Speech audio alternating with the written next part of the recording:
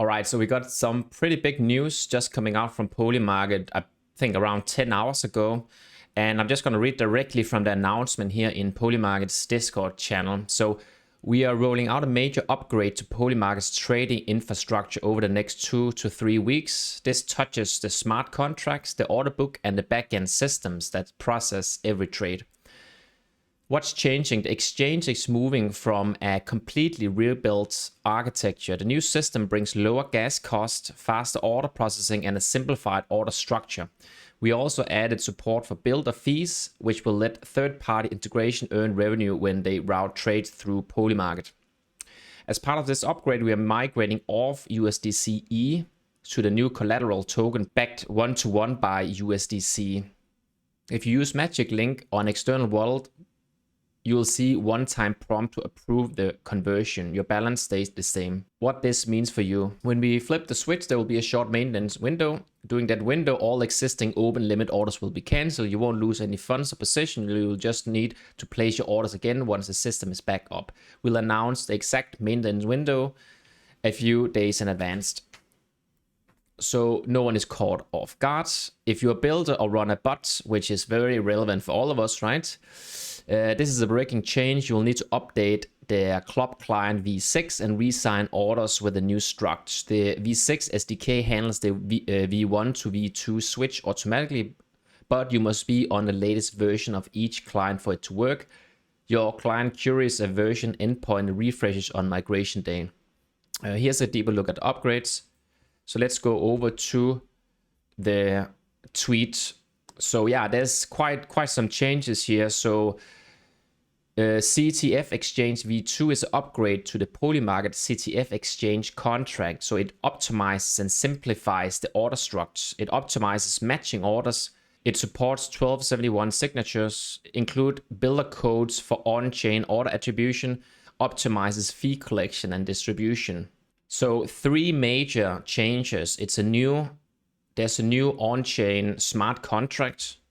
Then there's a new token, so their own collateral token that they're going to use. And then a new order book client SDK. Now, one thing a lot of people here in Polymarket Discord is talking about is ghost fills. And a lot of people are speculating that one of the reasons they are doing this major overhaul is about ghost fills. So I'm going to talk a little bit about what ghost fills are. So there's this Reddit post here just a month ago for a guy that actually sharing an open source tool to detect Polymarket's increment nonce exploit. So this is actually an exploit that there's on Polymarket right now that's called ghost fills. I'm just going to read from this post here. If you run bots on Polymarket's 5-minute markets, you may have experienced ghost fills, orders that match on the CLOB but never settle on chain. The exploit bad actors call increment nonce on the CTF exchange contract to invalidate their losing orders after matching. They keep only winning sides. So basically, there's this method here on the exchange contract on the that actually makes it possible to invalidate a losing order. So say you go and place orders on Polymarket, you are tracking the orders, and then when you see an order going against you and actually losing, there's actually a method on the contract that you can call that will invalidate it. And this is this one here, increment nonce. The change that they're doing to combat this is actually a new way to pause users' accounts. So instead of invalidating through this nonce, there's actually a new method to pausing an account. But the catch is it takes at least 100 blocks on the blockchain to the pause to become effective. So there's some guy here in the Discord that have found, seems to be the smart contracts where there is a method user pausable. Notice the number of blocks after which a user's pause become effective. So here they said it's 100. So what this kind of seems to indicate is if someone would try to do these ghost fills in a new contract, they would have to wait 1 hour, and that really does make sense in these very short markets like the 5-minute markets and 15-minute markets.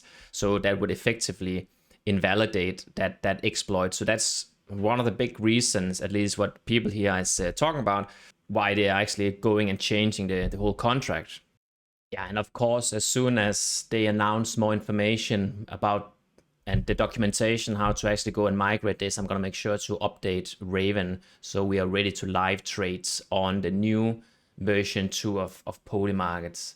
And if you doesn't know already, I'm building a no-code strategy builder for prediction markets. And this is my website. It's called raven.gg. And if you want to join the waitlist, you can go to this website. I'm going to make sure to leave a link down in the description below. If you click this button here, you can give your email and you're going to come to the waitlist. Right now we're on alpha and we're going to move over to beta soon. And then for the waitlist, it's going to be for early invite. So if you want to have an early invite for early access, you can click that button and I'm going to make sure to send you an email when the time comes. So with that said, I hope you're going to have a great day and see you at the next video. Bye-bye.